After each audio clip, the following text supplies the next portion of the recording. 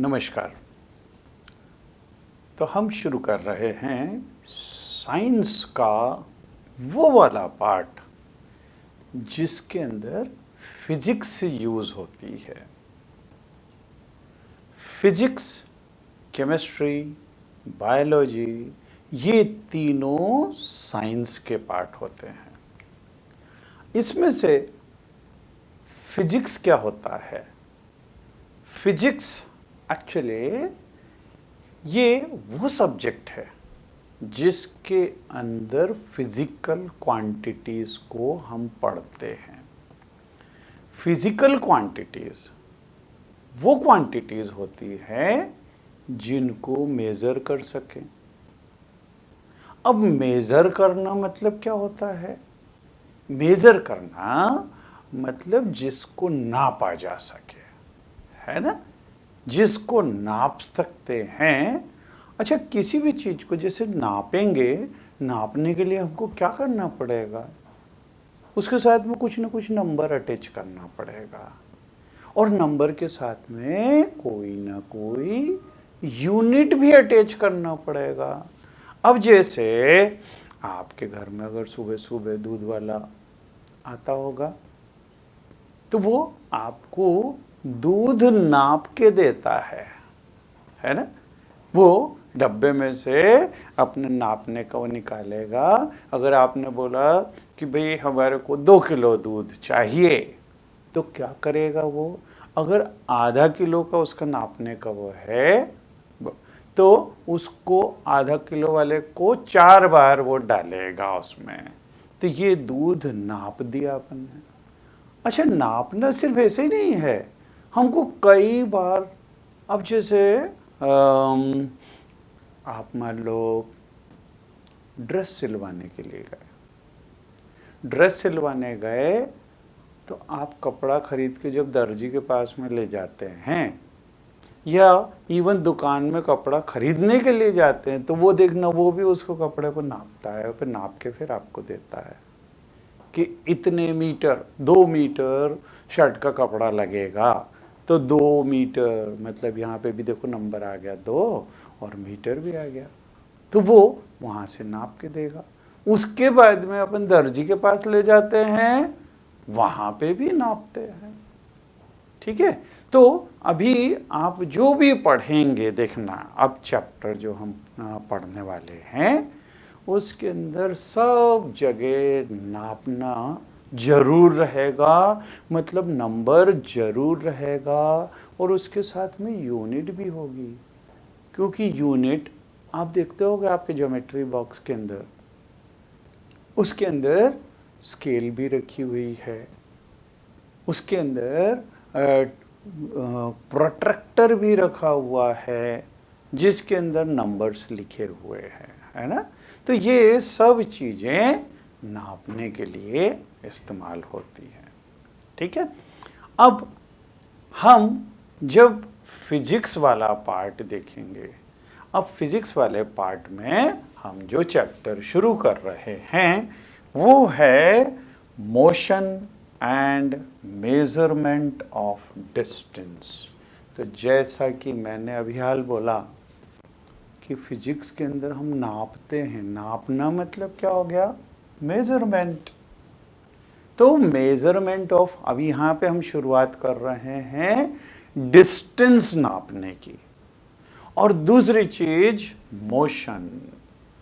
अब मोशन, आप अगर अपने आसपास में देखें तो आपको बहुत सारी चीजें मूव करते हुए दिखेंगी, मूव करते हुए दिखेंगी। जैसे आप देख रहे हैं, देखेंगे चींटी चल के जा रही है, मतलब उसके अंदर मोशन हो रहा है ना? आपके आसपास में लोग चल रहे हैं, कहीं कार चल रही है, कहीं मोटरसाइकिल चल रही है, तो कहीं मजदूर है तो वो भी जो है ऐसे कुदाली चला रहा है, मतलब मोशन तो हो रहा है। इवन आप देखेंगे पत्ते हिल रहे हैं, हवा चल रही है तो पत्ते हिल रहे हैं, उसके अंदर भी मोशन हो रहा है। तो हम अगर अपने आसपास में चीज़ें देखें तो बहुत सारी चीज़ें, अच्छा बिना मोशन के काम होगा कैसे? अगर आपकी मम्मी को खाना बनाना है तो खाना बनाना, तो रोटी बेल रहे हैं, रोटी बेल रहे हैं तो मोशन तो हो रहा है ना? हर चीज़ कहीं उठाना है, पानी भरना है तो मोशन हो रहा है। तो हम मोशन को भी पढ़ेंगे और हम यहाँ से मेज़रमेंट ऑफ डिस्टेंस, क्योंकि डिस्टेंस कितना चल रहे हैं क्या है, इसको भी हम पढ़ेंगे और उसको मेज़र कैसे करते हैं, किस तरह से उसको नापा जाता है, ये भी हम देखेंगे। ठीक है, तो आइए हम इस चैप्टर के अंदर आगे बढ़ते हैं। सबसे पहले हम देखेंगे स्टोरी ऑफ ट्रांसपोर्ट, क्योंकि मोशन में एक जगह से दूसरी जगह जाना पड़ेगा। तो एक जगह से दूसरी जगह अगर जाते हैं तो ट्रांसपोर्टेशन में क्या क्या चीज़ें होती है, तो देखिए सबसे पहले इन एंशिएंट टाइम, अब पुराने समय से हम अगर देखना चालू करें तो बहुत पुराने समय में people were moving on foot, वो पैदल पैदल चल के जाते थे। कहीं पे भी जाना हो तो वो पैदल ही चलते थे। कुछ चीज़ अगर ले जाना हो तो उसको पीठ में लाद के और फिर चले जा रहे हैं, क्योंकि उस समय ये व्हीकल्स तो होते ही नहीं थे, कार और ये सब ऑटो वगैरह तो ये तो होते ही नहीं थे। तो आदमी जब भी कभी उसको कहीं पे भी एक जगह, मान लो उसने झोपड़ी बना रखी है और नदी पास में है उसके, तो वहाँ से अगर पानी लेके आना है तो उसको पानी लेने के लिए वैसे ही जाना पड़ेगा, और पानी को भी साथ में अपने लाद के लेके आना पड़ेगा उसको, है ना? तो in ancient time the peoples were moving only on foot and they were carrying all these loads at their back. तो ये शुरू में तो केवल पैर पैर से चलते थे, and they carry their goods on their back, केवल पीठ में लाद के और या फिर हाथों में लेके चलते थे। और क्या करते थे? They were using their animals for transportation. आपने अगर देखा हो पुरानी फिल्म में, अगर कभी बाहुबली हो चाहे वह हो, उसमें भी अगर लोग जा रहे हैं तो घोड़े से चले जा रहे हैं। उनको अगर सामान भी अगर लाद के ले जाना हो तो बैलों के ऊपर लाद के, या फिर एनिमल्स को वो यूज़ करते थे एक जगह से दूसरी जगह जाने के लिए। इवन घोड़े के ऊपर बैठ के जाते थे, कभी बैलगाड़ियों में जाते थे। तो ऊंट, घोड़े, है ना, ये इनको इस्तेमाल करते थे एक जगह से दूसरी जगह जाने के लिए, और साथ में सामान भी उसी के ऊपर वो लोग लाद के ले जाते थे, है ना? तो they were using animals also for transportation. अच्छा, अब देखिए ये जरूरी तो नहीं है कि आदमी केवल ज़मीन में चले। अब मौसम बदलते हैं, मौसम बदल रहे हैं तो नदियाँ, जैसे बरसात हुई तो नदी जो है वो चौड़ी हो गई, है ना? पहले पतली सी थी और वो फिर चौड़ी हो गई। अब अगर आदमी को एक जगह से दूसरी जगह जाना हो तो क्या करेगा? तो उस केस के अंदर वो लोग क्या करते थे, जो लट्ठे रहते हैं ना, बांस अंदर से हॉलो रहता है, तो ऐसे बांसों की वो नाव जैसे उनको जोड़ के और नाव बना लेते थे। अब चूंकि अंदर से पोला होता है बांस, तो इसीलिए उसकी एक नाव जैसी लट्ठों की नाव वो एक दूसरे से जोड़ के और बना लेते थे। और पानी में जो ट्रांसपोर्टेशन होता था वो, तो for transportation through water boats were simple logs of wood in which a hollow cavity can be made। तो इस तरह के बांसों को जोड़ जोड़ के और उसके ऊपर वो बैठ के और फिर एक जगह से दूसरी जगह तक जाते थे पानी के अंदर, ठीक है। और उसके बाद में अगर हम देखें तो उसके अंदर थोड़ा सा इम्प्रूवमेंट किया गया। फिर क्या किया उन्होंने, different pieces of wood and gave the shape to boats. तो शुरू में तो उन्हें ऐसे लट्ठे जैसे रख के और फिर उसके बाद में बांस से ही उसको खिसका के और फिर पानी के ऊपर जाते थे। फिर धीरे धीरे उन्होंने उसमें इम्प्रूवमेंट किया, लकड़ी को जोड़ के और उसके बाद में नाव जैसी बनाई। अब नाव कैसी होती है, नाव इस तरह की होती है ना, नाव इस तरह की होती है। तो पहले क्या किया, आदमी ने देखा कि जो जलचर होते हैं, मतलब जो पानी के अंदर जो जीव होते हैं उनका, अब आप मछली को देखोगे तो मछली ऐसी यूं शार्प जैसे उसका जो आगे से यूं बिल्कुल शार्प वो रहती है। उससे क्या होता है कि देखना आप कभी भी इवन बोट भी देखोगे, बोट भी बनाई है तो वो उसी तरह से मछली के आकार की बनाई है। क्यों होती है, क्योंकि अगर आगे से ऐसी शार्प जैसी होगी, है ना, नुकीली जैसी अगर होगी तो वो पानी काटेगी और पानी काट के वो तेजी से पानी के अंदर चल सकती है। बोट में देखना कभी भी ऐसा डब्बे जैसा नहीं होता, बोट जो है वो डब्बे जैसी नहीं होगी, हमेशा वो ऐसी आगे से इस तरह के आकार की बनी रहती है। तो वो ऐसी, तो आदमी ने क्या किया, सबसे पहले तो इनको देखा कि ये जो पानी के अंदर जितने जीव जंतु रहते हैं वो किस तरह की शेप के हैं, और फिर उस शेप की उन्होंने नाव बनाई। उस शेप की नाव बनाने से वो पानी को काट के और पानी में तेजी से चल सकती है। तो इसीलिए इस तरह की उन्होंने वो बनाई और वाटर ट्रांसपोर्टेशन के लिए उस नाव को उन्होंने यूज़ किया, ठीक है। तो ऐसे धीरे धीरे करके और डेवलपमेंट करते गए, ठीक है।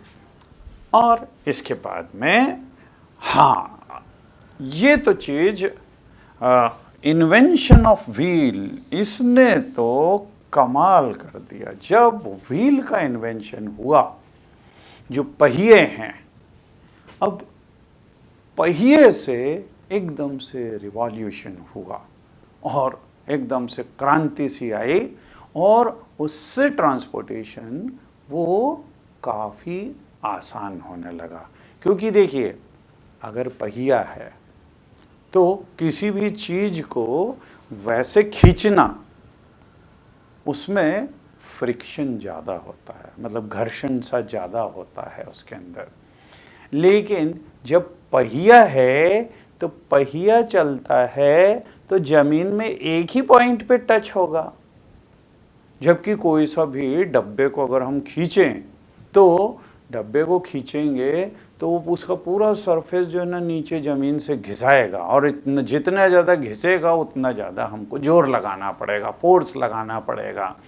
लेकिन अगर उसी चीज़ को व्हील के ऊपर रख दें, अब व्हील जब यूँ घूमता है तो एक जगह एक बार में एक पॉइंट पे टच करता है, मतलब वहाँ पे क्या हो रहा है, फ्रिक्शन कम हो रहा है। दो सतहों के बीच में जो घर्षण होता है, फ्रिक्शन होता है, वो कम हो रहा है, और कम हो रहा है तो वो चीज़ कम फोर्स लगाने में आराम से सरकती हुई चली जाएगी। तो जहाँ व्हील का आविष्कार हुआ तो वहाँ से एक चीज़ को एक जगह से दूसरी जगह ले जाने में बड़ी सहूलियत होने लग गई, क्योंकि व्हील्स हो गए। तो जब व्हील बन गया तो हमने क्या किया कि उसका भी जो जानवर हैं उनको, जैसे बैलगाड़ी है, बैलगाड़ी के अंदर जानवरों को जोत दिया, बैल को जोत दिया। अब बैल खींच रहा है और वो पहिए आराम से घूम रहे हैं, उसके ऊपर हम भी बैठ के जा सकते हैं और उसके अंदर खूब सारा सामान लाद के भी ले जा सकते हैं। तो व्हील के इन्वेंशन ने बहुत ज़्यादा क्रांति लाई है ट्रांसपोर्टेशन के अंदर, ठीक है। तो invention of wheel made a great change in the mode of transport. Animals were used to pull carts that moved on wheels. तो एनिमल्स का भी यूज़ किया, व्हील्स का यूज़ किया, तो वो तेजी से ट्रांसपोर्टेशन होने लगा, ठीक है।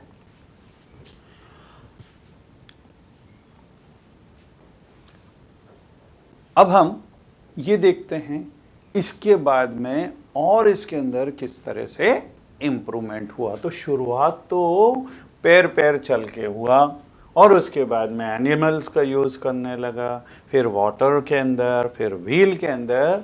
अब हम और आगे चलते हैं। Now the invention of steam engine, this led to development of new means of transports.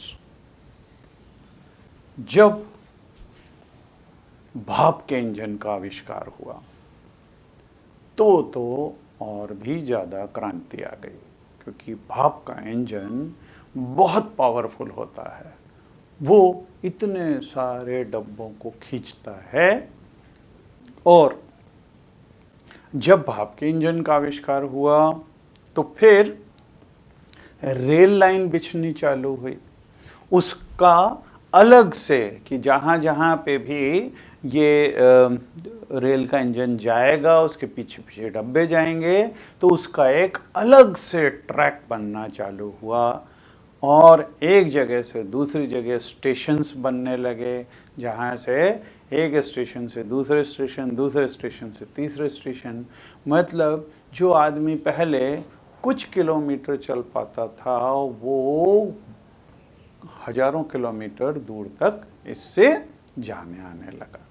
तो रेलवे के इंजन से एक बहुत बड़ी क्रांति आई और सबसे बड़ी क्रांति तो व्हील्स के कारण हुई, क्योंकि व्हील्स नहीं होते तो इंजन कहाँ से बनता, है ना।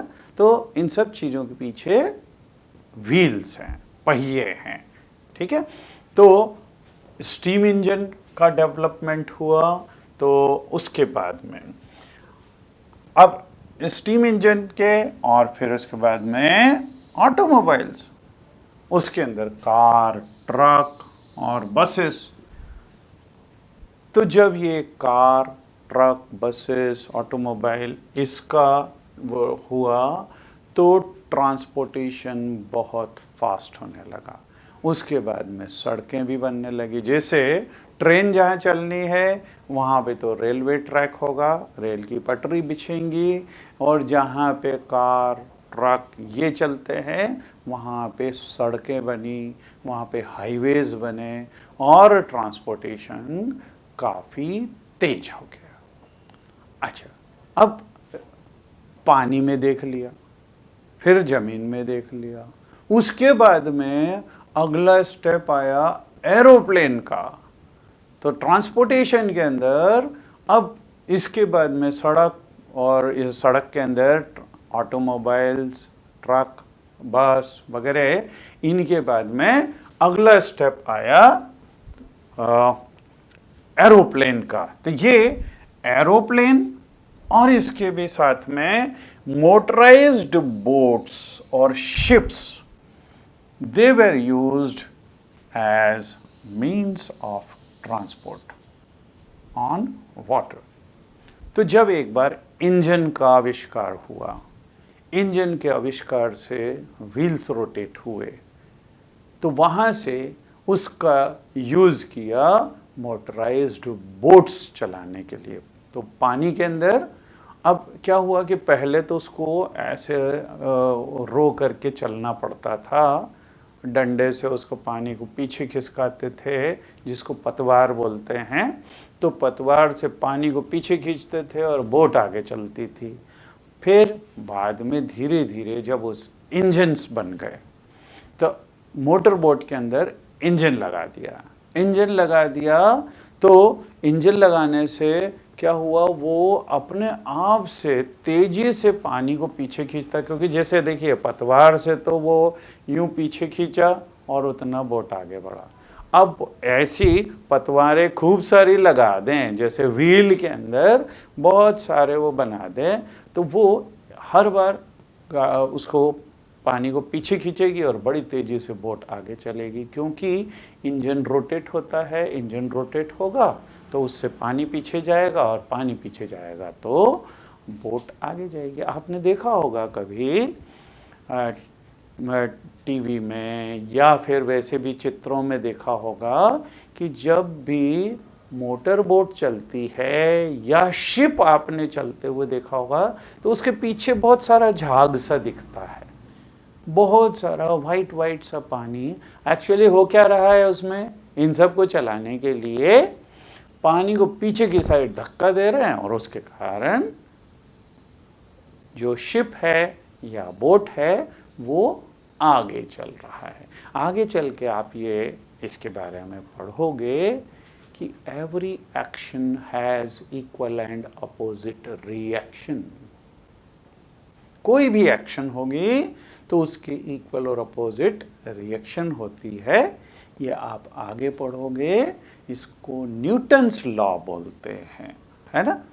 तो बोट चलाने के लिए हमने एक एक्शन किया, पानी को पीछे धक्का दिया तो हमारी बोट उतनी ही आगे चलती है ना। तो जब एक बार इंजन का आविष्कार हुआ तो वो इंजन मोटराइज्ड बोट के अंदर लगा दिया, तो उससे बोट की स्पीड काफ़ी तेज हो गई और ट्रांसपोर्टेशन वो भी तेज हो गया। तो ये पानी के लिए और हवा के लिए एरोप्लेन्स का आविष्कार किया। आपने सुना होगा राइट ब्रदर्स का नाम, है ना। तो एरोप्लेन का आविष्कार होने से एकदम तेजी से, क्योंकि देखिए आप यूँ अगर देखें कि ट्रेन से या बस से अगर जाना है तो ट्रेन बस एक स्टेशन से दूसरे स्टेशन, दूसरे से तीसरे स्टेशन, जैसे अब मान लो हमको अगर दिल्ली जाना हो तो दिल्ली जाने के लिए एक जगह से इंदौर से पहले उज्जैन जाओ, पहले देवास जाओ, देवास से उज्जैन जाओ, उज्जैन से फिर गुना जाओ, ग्वालियर जाओ और फिर सब होते हुए फिर दिल्ली पहुंचो। और एरोप्लेन में क्या, सीधे यहाँ से टेक ऑफ किया और बिल्कुल सीधे वहीं पे लैंडिंग कर दी। तो इधर से इतनी जगह घूम घूम के जाने की जगह एरोप्लेन में सीधे एक जगह से दूसरी जगह स्ट्रेट लाइन के अंदर चले गए और समय भी बच गया, इतना सारा घूमना भी नहीं होता। तो एरोप्लेन से भी बहुत ज़्यादा तेज ट्रांसपोर्टेशन होना शुरू हुआ। एरोप्लेन के बाद में अब तो आपने देखा है कि अंतरिक्ष के अंदर स्पेस क्राफ्ट जाते हैं, है ना। तो उसके बाद तो बहुत रिवॉल्यूशन हुआ और इलेक्ट्रिक ट्रेन वो चालू हो गई, मोनोरेल्स, सुपरसोनिक एरोप्लेन्स। सुपरसोनिक मतलब ऐसे जहाज बने हुए हैं जो ध्वनि की गति से भी ज़्यादा तेज चलते हैं। मतलब अपना जो साउंड है, अब देखिए अपन अगर कोई भी आपको बोलता है आपको तुरंत सुनाई दे देता है। तुरंत सुनाई कैसे देता है? क्योंकि उसकी स्पीड इतनी तेज है कि वो आपको तुरंत सुनाई दे देता है। लेकिन लाइट की स्पीड उससे भी तेज है।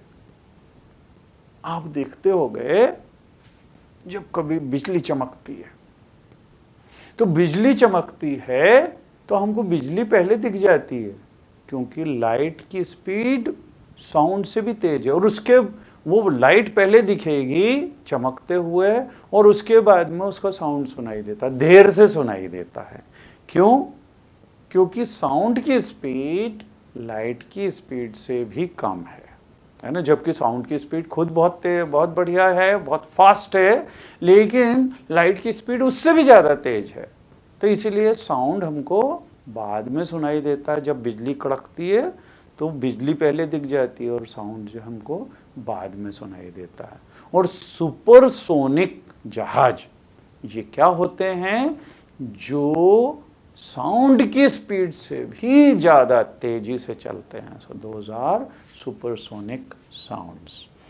And spacecraft. अब स्पेसक्राफ्ट तो सीधे आपको अंतरिक्ष में ले जाते हैं, है ना।